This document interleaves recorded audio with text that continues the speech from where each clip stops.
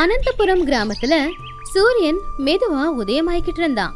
பறவைங்களோட கலகல சத்தம், மாட்டு வண்டிங்களோட சத்தம் கேட்டுக்கிட்டு இருந்துச்சு. அப்ப கௌரி அவளுடைய வீட்டு திண்ணையில ரொம்ப கம்பீரமா உட்காந்துக்கிட்டு இருந்தா. பக்கத்திலேயே சாந்தமா உட்காந்துக்கிட்டு பனவோல விசிறியால கௌரிக்கு காத்து விசிறிக்கிட்டு இருந்தா.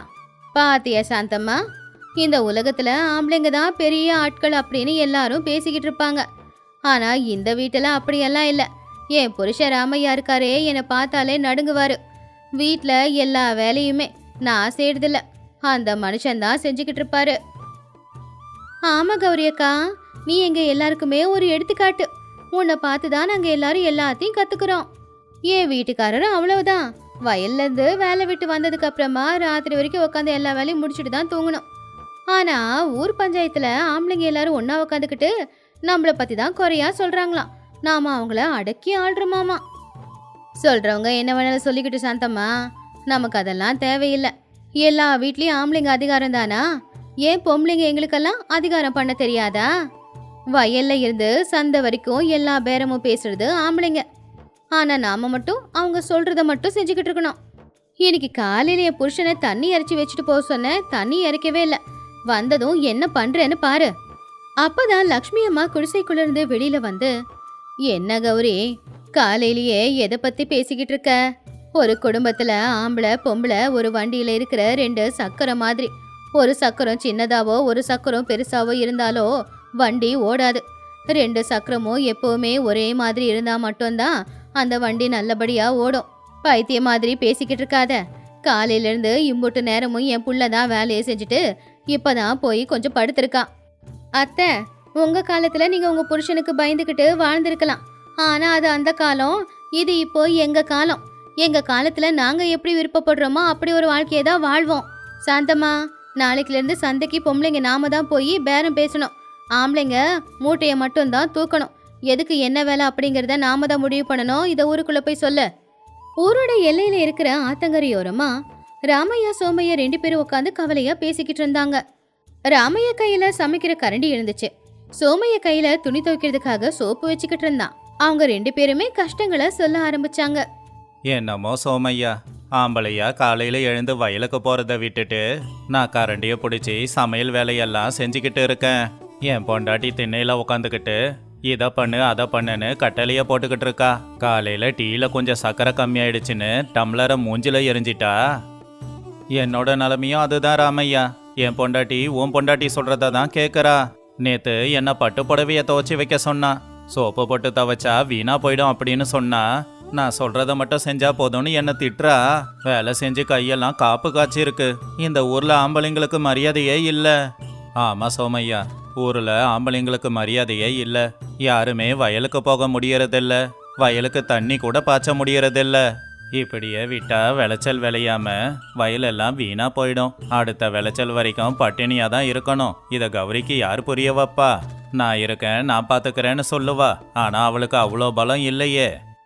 இதை விட கொடுமை, இப்ப சந்தையில விலைய சொல்றது பொம்பளைங்க தான். ஒரு கூட காய்கறிக்கு 5 ரூபாய் சொல்றாங்க. 1 ரூபாய் பொருள் 5 ரூபாய் சொன்னா யார் வாங்குவாங்க? காய்கறி எல்லாம் வீணா போகுது. இப்படியே போறது நல்லதில்ல.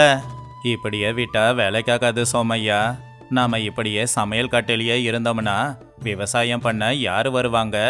அப்புறம் நம்ம ஊர்ல விவசாயமே அழிஞ்சு போயிடும்.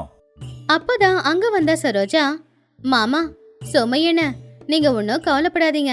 உங்க கவலை எனக்கு தெரியும். அத்தைக்கு கர்வம் தலைக்கேறி இருக்கு. அவங்களுக்கு ஒரு பாடத்தை கத்து கொடுக்கணும். ஆனா சொன்னா அவங்க புரிஞ்சுக்க மாட்டாங்க. அவங்களா புரிஞ்சுக்கிற மாதிரி நம்ம ஏதாவது செய்யணும்.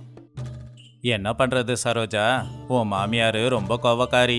நாம என்ன சொன்னாலும் அவளுடைய அதிகாரம் தான் செல்லுபடியாகுது. மாமா, நீங்க நான் சொல்றத கேளுங்க. அதிகாரத்துல இருக்கும்போது அதோட சுகம் மட்டும்தான் உங்களுக்கு தெரியும். ஆனா அந்த அதிகாரத்துக்கு பின்னாடி இருக்கிற பொறுப்பு அவங்களுக்கு தெரியாது. என்கிட்ட ஒரு யோசனை இருக்கு. அதுல பொம்பளைங்களோட கர்வம் எல்லாம் அழிஞ்சு நம்ம ஊர்ல மறுபடியும் நிம்மதி கிடைக்க போகுது. அவங்களுடைய குணத்தையே அவங்களுக்கு பாடம் கத்து கொடுக்க வைக்கிறேன். அடுத்த நாள் காலையில கௌரி ஊர்ல இருக்கிற பொம்பளைங்க எல்லாரையுமே சபைக்கு வர சொல்லி சொன்னான். எல்லாரும் கேளுங்க, இன்னையில இருந்து வயல்ல இறங்கி கஷ்டப்பட்டு விளைச்சல விளைய வைக்கிறது ஆம்பளைங்கன்னா, அவங்க விளைய வைக்கிற விளைச்சலுக்கு விலைய முடிவு பண்ண வேண்டியது பொம்பளைங்களான நாம தான். அதை எதிர்த்து ஏதாவது ஆம்பளை நின்னா அவனுக்கு வீட்டுல சோறு போடாதீங்க. அத்தை, இது நல்ல யோசனை தான். ஆனா இதுல ஒரு குறை இருக்கே. அத கேட்டு கௌரி, என்னது குறையா? நான் சொல்ற வார்த்தையில குறை பிடிக்கிற அளவுக்கு நீ ஆயிட்டியா? நான் சொன்னதுல எங்க என்ன குறை இருக்கு? அப்படி இல்லாத, ஆம்பளைங்க எல்லாரும் வயல்ல இறங்கி வேலை பார்க்கும்போது நம்ம பொம்பளைங்க வீட்ல தானே இருக்கோம். அவங்களுக்காக சமைச்சு கொண்டு போய் கொடுக்கறோம், அவங்களுடைய தேவைகளை பாத்துக்கிறோம். அதனால நம்மள அவங்க மட்டமா நினைக்கிறாங்க. ஆம்பளைங்களை வயல்லையே அடைச்சு வச்சிடணும். அவங்களுக்கு சாப்பாடு நாம கொண்டு போய் கொடுக்க கூடாது. ஆம்பளைங்க வயல்லையே தங்கி அங்கேயே சமைச்சு சாப்பிட்டுக்க அவங்கள விட்டுறணும். நாம கஷ்டப்படக்கூடாது, நாம புகையில கிடந்து கஷ்டப்படக்கூடாது. சபாஷ் மருமகளே, நீ என்னை விட தைரியசாலியா இருக்கியே. பாத்தியா சாந்தம்மா, இனிமே ஆம்பளைங்க யாரும் வீட்டுக்கு வரக்கூடாது. அவங்க வயல்லையே இருக்கணும், வயல்லையே சமைச்சு சாப்பிட்டு அங்கேயே படுத்து தூங்கணும். ஊருக்குள்ள பொம்பளைங்க நம்மளுடைய அதிகாரம் மட்டும்தான் இருக்கணும். உண்மைதாக்கா, அப்பதான் அவங்களுக்கு நம்ம அருமை தெரியும். நாம சமைச்சு கொடுக்கலனா இவங்க எப்படி பொழைப்பாங்க? இப்படியே சில நாட்கள் ஆச்சு. ஆம்பளைங்க எல்லாரும் வயல்லையே ஒரு சின்ன மேடையை போட்டு அங்கேயே வாழ்ந்துகிட்டு இருந்தாங்க. இன்னொரு பக்கம் கௌரியோட வீட்டுல கஷ்டம் தொடங்குச்சு. அடுப்பு பத்த வைக்க விறகும் இல்ல, சமைக்கிறதுக்கு தண்ணி எடுத்து தர யாரும் இல்ல. அக்கா, சாப்பிட்டு 2 நாள் ஆச்சுக்கா. அடுப்பு பத்த வைக்கலானா வீட்டுல அடுப்புல வைக்கிறதுக்கு விறகும் இல்ல, சமைக்கிறதுக்கு வீட்டுல தண்ணியும் இல்ல. என் வீட்டுக்காரரும் வீட்டுக்கு வரலையா, அதனால 2 நாளா சாப்பிடாம ரொம்ப சோர்வா இருக்கேன்க்கா. கௌரியும் சோகமா, இங்கேயும் அதே நிலைமைதான். என் வீட்டுக்காரர் ராமையா வீட்டுக்கு வரல. அரிசி மூட்டையை பிரிச்சு அரிசி டப்பால அரிசி கொட்ட முடியல. ஏன் சமைக்கிறதுக்கு கிணத்துல இருந்து தண்ணி இறைக்கவும் இங்க யாரும் இல்ல. நான் மூட்டையை தூக்கலானா இடுப்பு உடைஞ்சு போயிடுது, தண்ணியை இறைக்கலானா கையெல்லாம் வலிக்குது. இப்பவாவது புரியுதா உங்களுக்கு? ஆம்பளைங்க பொம்பளைங்க 2 பேரும் வீட்டுக்கு சமானமானவங்க தான். ஒருத்தங்க இல்லைனா ஒருத்தங்களால வாழ முடியாது. பொம்பளைங்க இல்லைனா ஆம்பளைங்களுக்கு பாசம் கிடைக்காது. ஆம்பளைங்க இல்லைனா பொம்பளைங்களுக்கு துணையா யாரும் இருக்க முடியாது. என் பேச்சை கேட்டு எல்லாரும் சமந்தான் அப்படின்னு நினைச்சு ஒரு வாழ்க்கையை வாழ கத்துக்கோங்க. அத்தை, அறிவுரையை கொடுக்காதீங்க. ஆம்பளைங்களுக்கு பொம்பளைங்க எதுலையும் சலைச்சவங்க இல்லை. ஆம்பளைங்க தான் எங்க காலுக்கு கீழே இருக்கணும். அத்தை, வெளியில எல்லாரும் பேசிக்கிட்டு இருக்காங்க. உங்க வீட்டுக்காரர் ராமையா வயல்ல வேலை செய்யும் போது மயக்கம் போட்டு விழுந்துட்டாராமா. நிலைமை ரொம்ப மோசமா இருக்குன்னு எல்லாரும் பேசிக்கிறாங்க. சரோஜா ஏற்கனவே திட்டம் போட்டபடி கோவிலோட பூசாரி அந்த இடத்துக்கு வந்தாரு. கௌரி அம்மா, அம்மா சாந்தம்மா, உங்க 2 பேரோட வீட்டுக்காரங்களும் அங்க வயல்ல மயக்கம் போட்டு விழுந்திருக்காங்களாம். அவங்க உயிருக்கே ஆபத்துன்னு ஊரே பேசிக்கிட்டு இருக்கு. அவங்களால மூச்சு விட முடியலையா, 1 நிமிஷத்துல செத்து போயிடுவாங்களாமா. அது கேட்டு கௌரி பயந்து போய், ஐயோ, என் வீட்டுக்காரருக்கு என்ன ஆச்சு? அவரு இல்லனா இந்த வீடு இந்த அதிகாரத்தை மட்டும் வச்சுக்கிட்டு நான் என்னத்தை பண்ண போறேன்? அப்போ சரோஜா கண்ணுல கண்ணீரோட, அத்தை, நம்ம எல்லாரும் சேர்ந்து அவங்கள வயல்லையே அடைச்சி வச்சுட்டோம். அவங்களுக்கு சமைக்க தெரியாது பாவம், அதனால சாப்பிடாம கொள்ளாம இப்படி மயக்கம் போட்டு விழுந்திருப்பாங்களா? அப்போ அவங்களுடைய இந்த சாவுக்கு காரணம் நம்ம பொம்பளைங்களோட அதிகாரம் தானா? சாந்தம்மா அழுதுகிட்டே, ஐயோ, என் வீட்டுக்காரர் இல்லாம நான் எப்படி வாழ்றது? கௌரி அக்கா, உன் பேச்சை கேட்டு நான் தப்பு பண்ணிட்டேன். சீக்கிரமா நம்ம புருஷங்களை நம்ம காப்பாத்தி தான் ஆகணும். வாக்கா, நம்ம வயலுக்கு போலாம். அப்படி கௌரி சாந்தம்மா 2 பேரும் வயலுக்கு போனப்போ ஒரு மரத்தோட நிழல்ல ராமையாவும் சோமையாவும் படுத்திருந்தாங்க. யோ யோ எழுந்திரியா, சீக்கிரமா வாயா, வீட்டுக்கு போலாம். எனக்கு இனிமே இந்த சொத்து பொத்து வேண்டாம், அதிகாரமும் வேண்டாம். எனக்கு நீ இருந்தா போதியா. நீ இருந்தா நான் நல்லபடியா வாழ்ந்துப்பேன். இந்த சொத்து பொத்து அதிகாரத்தை வச்சு நான் என்ன பண்றதான்? அப்போ ராமையா மெதுவா எழுந்திருச்சு, கௌரி, இப்பவாவது உனக்கு புரியுதா? ஒரு வீடோ குடும்பமோ ஊரோ ஆம்பளையும் பொம்பளையும் சமந்தான். ஒருத்தவங்களுக்கு ஒருத்தவங்க துணையாதான் இருக்கணும். அப்படி இருந்தாதான் வீடோ நாடோ நல்லபடியா நடக்கும். ஆமா சாந்தம்மா, உன்னோட அதிகார போதைக்கு நானும் பலியான. இப்ப என்னையும் உன்னையும் இந்த அதிகாரம் தான் பிரிச்சு வச்சிருக்கு. புருஷன் பொண்டாட்டி தனியா வாழறதுக்கு நாம எதுக்கு கல்யாணம் பண்ணிக்கணும்? நீங்க சொல்றது உண்மைதான். இனிமே யாரோட அதிகாரமும் இல்ல. ஒரு குடும்பத்துல எந்த முடிவு எடுக்கிறதா இருந்தாலும் புருஷன் பொண்டாட்டி சேர்ந்துதான் எடுக்கணும்.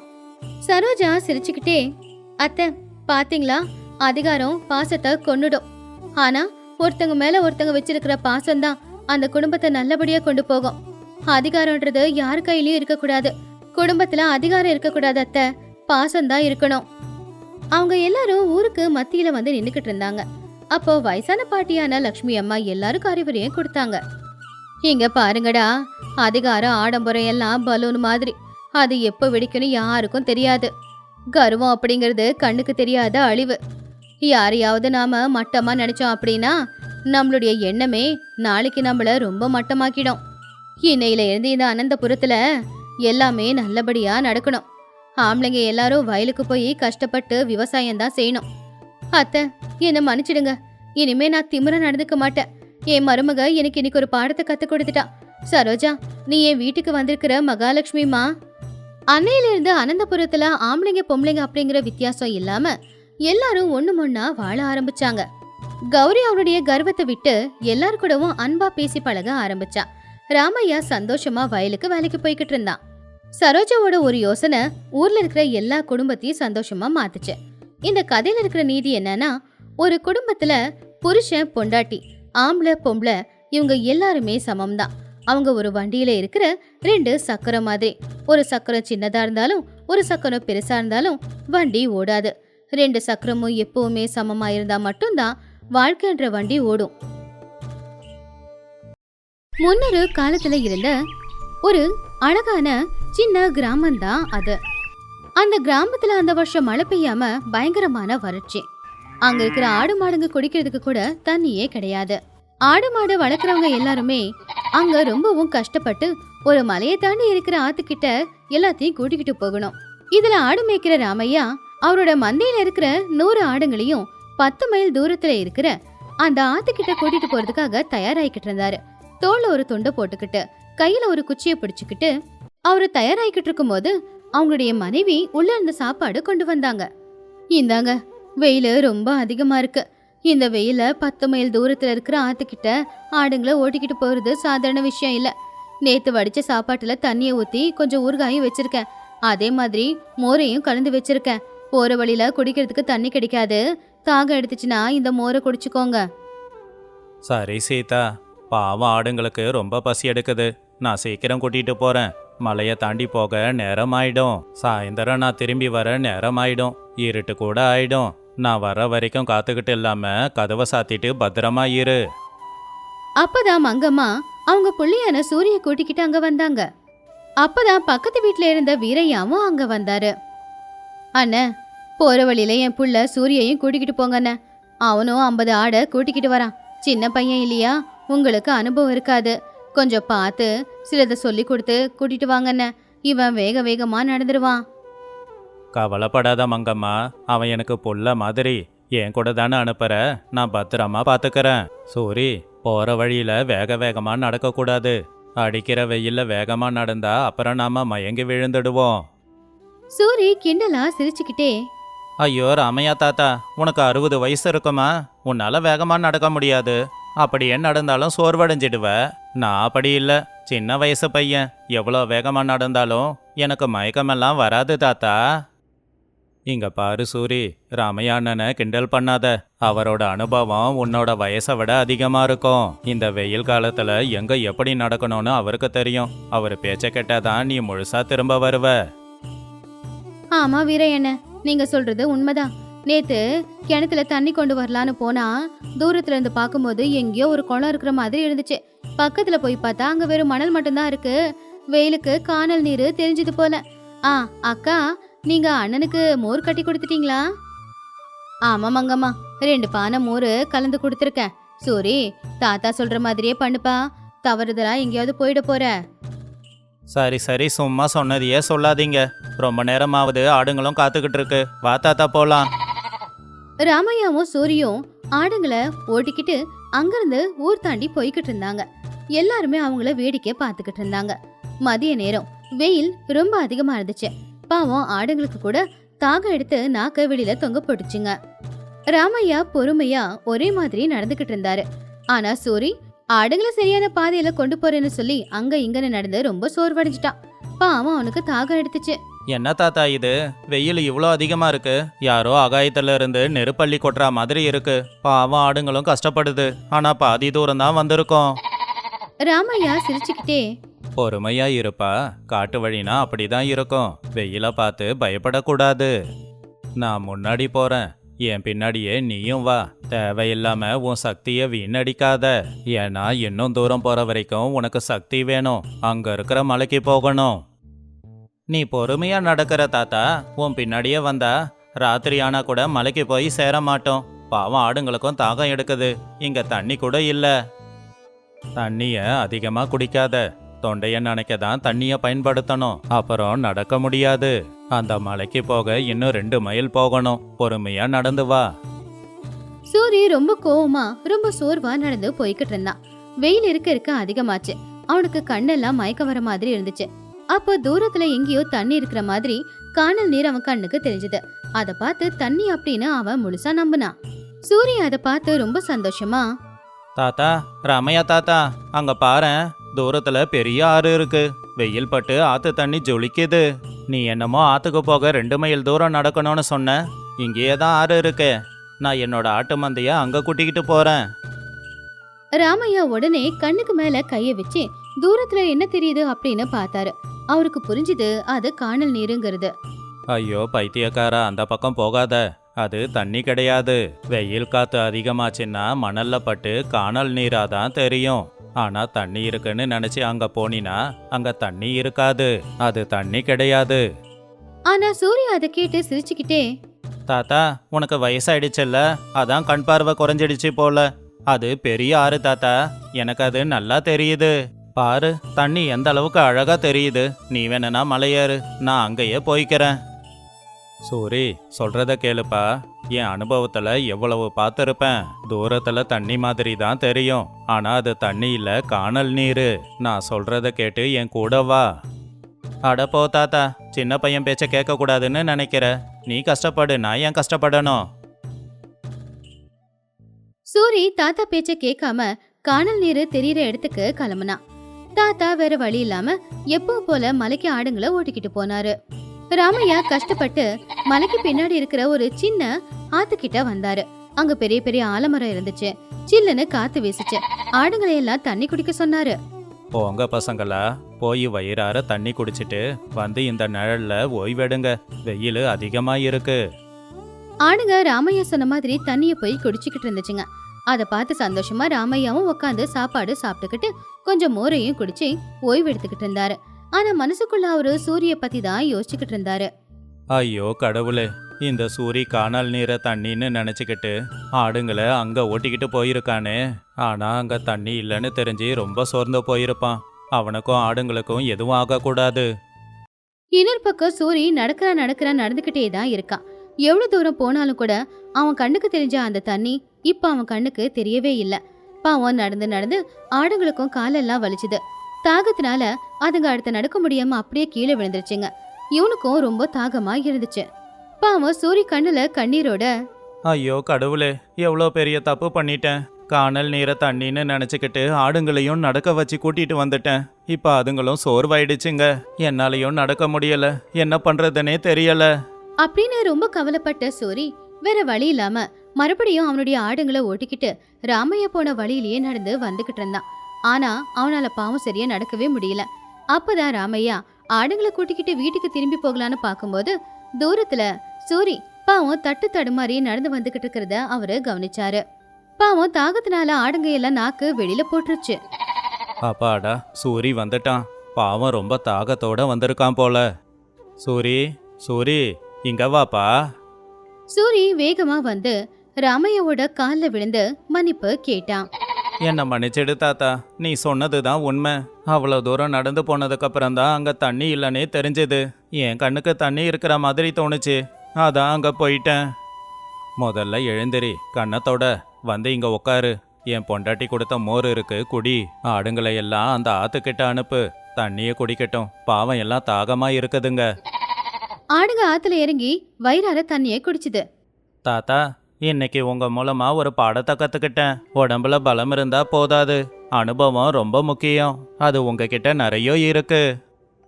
இங்க பாருப்பா சூரி, வயசாகிறதால உடம்புல பலம் குறையலாம், கண் பார்வை கூட குறையலாம். ஆனா அனுபவ அறிவு அதிகமாயிக்கிட்டே தான் இருக்கும். நாம போற வழி கஷ்டமா இருந்தாலும் அதுதான் நேர் வழி. அந்த வழியில போனா இலக்க கண்டிப்பா அடைய முடியும். கொஞ்சம் கொஞ்சமா சூரியன் மறையிற அந்த நேரத்துல ஊருக்கு மத்தியில சீத்தம்மா, மங்கம்மா, வீரையா எல்லாருமே அவங்களுக்காக காத்துக்கிட்டு இருந்தாங்க. சீத்தம்மா, இருட்டாகுது, இன்னும் இவங்க யாருமே வரலையே. எனக்கு என்னமோ என் புள்ள ஏதாவது தொந்தரவு கொடுத்துட்டானோன்னு தோணுது. பயப்படாத மங்கம்மா, என் புருஷன் இந்த வழியில பல வருஷமா நடந்து போயிட்டு வரவரு. உன் புள்ள என்ன பண்ணிருந்தாலும் அவரு பார்த்துப்பாரு. அதோ பாரு, அவங்க 2 பேருமே வராங்க. ராமையாவும் சூரியும் ஆடுகளை ஓட்டிக்கிட்டு அங்க வந்தாங்க. அப்போ சூரி தலை குனிஞ்சு நின்னுக்கிட்டு இருந்தான். என்னப்பா சூரி, காலையில போகும்போது தலை நிமிர்ந்து கம்பீரமா போன, இப்ப தலைய குனிஞ்சுக்கிட்டு அமைதியா வந்திருக்க. வீரையா அண்ணன், என்னை கிண்டல் பண்ணாதீங்க. நான் இன்னைக்கு ஒரு பாடத்தை கத்துக்கிட்டேன். ராமையா தாத்தா பேச்ச கேட்காம காணல் நீரை நீருன்னு நம்பி ஓடி போய் பார்த்தேன். கடைசியில ஏமாந்து பின்னாடி திரும்பி வந்தேன். இங்க பாரு சூரி, பெரியவங்க பேச்ச கேட்டு சின்னவங்க நீங்க வீணா போக மாட்டீங்க. என்னைக்குமே அவங்க பேச்சு உங்களுக்கு உதவியாதான் இருக்கும். ராமையண்ண, என் புள்ள மாறிட்டான். இதுக்கு எல்லாத்துக்கும் காரணம் நீங்க தானே. இதுல என்ன இருக்கு மங்கம்மா, அவனும் என் புள்ள மாதிரி தானே சொன்னனே. சீதா, கொஞ்சம் முகம் கழுவ தண்ணி கொடு, தாகமா வேற இருக்கு. சீத்தம்மா சிரிச்சுக்கிட்டே, தாகம் எடுக்கும். எல்லாருக்கும் அறிவுரையை சொல்லி கூட்டிட்டு வந்திருக்கீங்கல்ல, வாங்க வீட்டுக்கு. எல்லாரும் சிரிச்சுக்கிட்டே வீட்டுக்கு போயிட்டாங்க. சூரிய அன்னையில இருந்து எந்த வேலை செஞ்சாலும் சரி, ராமையா தாத்தா கிட்ட சொல்லிட்டு கேட்டுதான் செய்வான். கற்பனைய நம்பாம வாஸ்தவத்தை நம்பி அவன் வாழ ஆரம்பிச்சான். காணல் நீர் தூரத்துல இருந்து பாக்குறதுக்கு தண்ணி மாதிரி தான் இருக்கும். ஆனா பக்கத்துல போய் பார்த்தாதான் அது தண்ணி இல்ல, வெறும் மணல் அப்படிங்கறது தெரியும். நம்மளுடைய கற்பனை நம்மள வழி மாறி நடக்க வைக்கும். ஆனா அனுபவ பாடம் நம்மள சரியான வழியில நடத்தி கொண்டு போய் இலக்க அடைய வைக்கும். இந்த கதையில இருக்கிற நீதி என்னன்னா, பெரியவங்களுக்கு அனுபவம் அதிகமா இருக்கும். ஏன்னா அவங்க வாழ்க்கையில நிறைய விஷயத்த பார்த்திருப்பாங்க. அவங்க பேச்ச நாம ஏன் கேட்கணும்னு நினைச்சா அது ரொம்ப தப்பு. அவங்க அனுபவம் நமக்கு ஒரு பாடம்.